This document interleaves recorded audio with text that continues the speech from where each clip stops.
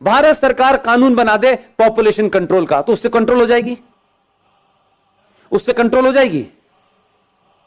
और क्या कानून में लगाए कि अगर नहीं मानोगे तो क्या करेंगे? क्योंकि आपको बीमारी है, हिंदुओं को बीमारी है, हमें नौकरी चाहिए, वो भी सरकारी। उन्हें नौकरी नहीं चाहिए, आपकी नहीं चाहिए, उनको नौकरी नहीं चाहिए, आपकी सब्सिडी। क्या करेंगे आप? क्या कॉलम लगाएंगे इसमें कि पॉपुलेशन कंट्रोल के लिए 2 बच्चे होने चाहिए, जो इसका उल्लंघन करेगा वो उसके साथ क्या करेंगे आप? बता दीजिए। कोई है आपके पास चार्टर इस बात का? लेकिन पूरा देश इसमें नहीं नहीं, पॉपुलेशन हमारे कंट्रोल पे लॉ बनना है। अरे लॉ बन जाएगा, लेकिन लागू कैसे होगा? मैं पूछ रहा हूं, जो उल्लंघन करेगा क्या करेंगे? मार देंगे बच्चे को? उनके यहां तो अल्लाह की देन है। आप क्या करेंगे? बताएं, कोई सलूशन हो सरकार को बताएं। और ऐसे ऐसे शेख चिल्ली टाइप की बात करेंगे। नहीं साहब, उनका जो है मताधिकार कैंसिल कर देना चाहिए। ये हिम्मत है? जो काम आप लीगल कर रहे हैं उसको तो पुचकार पुचकार के करना पड़ रहा है आपको। जो संविधान में लिखा है उसको मजबूरियों में, ठोड़ियों में हाथ डाल के करना पड़ रहा है, इतनी पावरफुल सरकार होने के बावजूद भी। आप उनके मददगार ले लेंगे और पूरी दुनिया चुपचाप बैठी रहेगी। लेने की हिम्मत है? इसके अलावा उनका कोई मतलब नहीं है। उन्हें इसी काम के लिए तो बच्चे पैदा कर रहे हैं वो, और किस काम के लिए कर रहे हैं? बाकी दुनिया तो उनकी चली रही है। कितने लोग उसमें से सीईओ बनने के लिए जा रहे हैं? उनका तो पढ़ा लिखा इंजीनियर और डॉक्टर जो है केरला और मध्य प्रदेश, महाराष्ट्र से आईएएस में भर्ती होने जा रहा है। आज के कंप्यूटर युग में वो ये काम कर रहा है। लेकिन आप अपने बच्चे से कहेंगे इधर झगड़ा हो रहा है बेटा, इधर से मत जाना, तुम अपनी से इधर से जाना। उधर झगड़ा होने लगा तो आप कहेंगे इधर। इतने रास्ते आपने कर दिए कि अपने बेटे को, अपने बच्चे को लड़ना नहीं सिखाया कि ये चैलेंज है, तुम्हें लड़ना पड़ेगा। आज नहीं कल, कल नहीं परसों, 10 साल बाद, 50 साल बाद हम उसे बचाते रहे। जब सामने वो आया तो उस बेचारे ने एक्सेप्ट कर लिया कि यार मैं लड़ तो सकता नहीं हूं। तो क्या फर्क पड़ता है यार, अगर मैं अपना नाम राम प्रसाद से गुलाम नबी रख लूं तो क्या फर्क पड़ता है? तब वो ये कह देता है। तब आपको लगता है अरे ऐसा कैसे हो गया? इसलिए लवजहाद का भी शिकार आप हैं, क्योंकि आपको फुर्सत नहीं। मैंने बताया कि ना, माता जी गई हैं कीर्तन सुनने, पिताजी पैसे कमाने गए, घर में कोई भाई नहीं है। वो लड़की जो आपके घर में है भाई, उसके भी मन में बदलते हुए समाज की चीजें हो रही होंगी कि नहीं? वो भी किसी से बात करेगी कि नहीं? उसके बरखिलाफ दूसरे समाज में वो बीमारी वहां क्यों नहीं हो रही और आप क्या क्यों हो रही है? क्योंकि आप तो ज्यादा पढ़े लिखे हैं, आप तो बहुत मॉडर्न हैं, उसके बाद ये बीमारी आपकी हो रही है, और इतनी हो रही है कि अब आप चिंतित हैं। आपने अपने कारणों से ऐसे संकट पैदा किए हैं।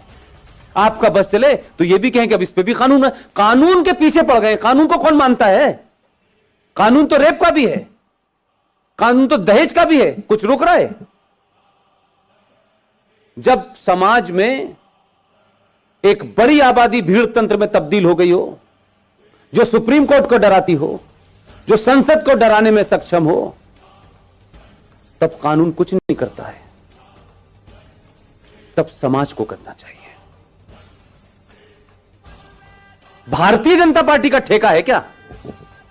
आरएसएस का ठेका है सिर्फ कि वही सिटीजन अमेंडमेंट एक्ट पे निकलेगी? ये भारत के बाकी लोग जिनका आरएसएस से या बीजेपी से कोई संबंध नहीं है, वो क्या हाथ बांध के पीछे खड़े रहेंगे? फेसबुक पे बस बोलेंगे वो खुद क्यों नहीं कुछ कर रहे? कोई रोक रहा है क्या आपको? अगर वो ऑर्गेनाइज कर रहे हैं तो उसमें भी आप जाके शामिल क्यों नहीं हो रहे? जो बीजेपी का है वो जाएगा क्योंकि वो कार्यकर्ता करता है, उसको टिकट लेनी है, उसको कुछ बनना है, उसको कैरियर है, इसलिए वो जाएगा। लेकिन दूसरी तरफ क्या हो रहा है? अहले हदीस का भी आ गया है, बरेलवी का भी आ गया है, देवबंदी का भी आ गया है, सब बाहर आ गए। इस वक्त लड़ाई उनकी मुश्तरका है, इसलिए सब निकल के आ गए। लेकिन अभी भी आपकी लड़ाई है, समाजवादी वाला हिंदू क्यों जाएगा, वो क्यों नहीं जाएगा, इन जाएगा। वो एक ही पार्टी का काम है, एक पार्टी का काम नहीं है। ये citizen amendment bill Bharatiya Janata party का एजेंडा नहीं है। वो पॉलिटिक्स में है, उनकी पार्टी सत्ता में है, इसका मतलब नहीं सारा ठेका उन्हीं का है। मेरा और आपका जो उसका भारतीय जनता पार्टी से डायरेक्टली इनडायरेक्टली कोई संबंध नहीं है, लेकिन एक इस नागरिक के नाते, इस देश के एक समझदार, एक ईमानदार सिटीजन के नाते मेरी कोई भूमिका नहीं है। दंगे होंगे तो पुलिस रोकेगी, जुलूस निकालना होगा तो बीजेपी निकालेगी, हम सिर्फ जो है बैठे बैठे अपने लड़के को अमेरिका भेजने का रास्ता बताएंगे। ये नहीं चलेगा। एक संकट नहीं है, ये सिर्फ शुरुआत है जो बहुत दिन से रुकी हुई थी। इसलिए मैं कहता हूं कि इस देश में राष्ट्रवादी ताकतें, सनातनी शक्तियां जैसे जैसे मजबूत होंगी, इस देश में गद्दारों के चेहरों से बेनकाब जल्दी होंगे। लिहाजा अगर आप ये चाहते हैं, सरकारें आएंगी, सरकार चली जाएंगी, कोई पता नहीं है कौन कितने समय तक रहने वाला है। देश तो पहले भी चल रहा था, घिसट रहा था, कुछ अच्छा था, कुछ बुरा था, कुछ जीते, कुछ हारे, ये सब चल रहा था। लेकिन अपने दिल पे हाथ रखिए कि जिन समस्याओं को हम नेहरू जी ने दे दी है, ये गांधी जी ने दे दी है, ये फला ने दे दी है, ये उसने कर दी है, जब उन समस्याओं को जड़ से खत्म करने का समय आ रहा है तो फिर इतनी अगर मगर क्यों हो रही है? फिर इंतजार किसका हो रहा है? पहली बार इस देश में सरकार राष्ट्र के लिए काम कर रही है, तो समाज की जिम्मेदारी क्या है कि पूरी ताकत से खड़े हों और सरकार को यह भरोसा दिलाएं कि हम जो काम आप कर रहे हैं वो हमारे लिए शायद उसका तत्कालिक कोई फायदा हो ना हो, लेकिन आने वाली नस्लों के लिए होगा। यह तय होगा कि 20 साल के बाद मेरे बच्चे टोपी लगाएंगे, मेरी बेटियां बुर्का पहनेंगी या नहीं पहनेंगी। अगर नहीं चाहते हैं तो ताकत से खड़े होइए। वो कौन है, कौन नहीं है, कैसा है, बुरा है, अच्छा है, यह महत्व नहीं है। इस समय कई सवाल पूछने का समय नहीं है। दूसरे सवाल नहीं पूछ रहे हैं, पूरी दुनिया में है। पाकिस्तान नेशनल असेंबली का चेयरमैन चिट्ठियां लिख रहा है सऊदी अरब को। 2.5 लाख की रैली निकल रही है उस बांग्लादेश को जिसे आपने चड्डी बनियान पहनना सिखाया है। नंगे घूम रहे थे वो, जिनकी आधी आबादी आपके मुल्क में है, और आपके मुल्क में सत्ता लोभी लोग उनको कह रहे हैं इनको रखो, ये हमारे दबान है, क्योंकि इन्हीं से हमें वोट मिलेगा और इसी हम सत्ता में रहेंगे। यही कारण रहा होगा 1000 साल पहले भारत के गुलाम होने का, जो आज दिखाई देता है मुझे। कैसे कैसे नारे लग रहे हैं इस देश के अंदर, हर राज्य एक अलग अलग बात कर रहा है। कोई यूएनओ चिट्ठी लिख रहा है, आपके लोगों की गिनती ज्यादा है उसमें, वही ताकतें बाहर निकल रही हैं। सबके नाम नहीं लेना चाहता, इतने महान नहीं उनका नाम लूं मैं, लेकिन राष्ट्र को आपकी जरूरत है।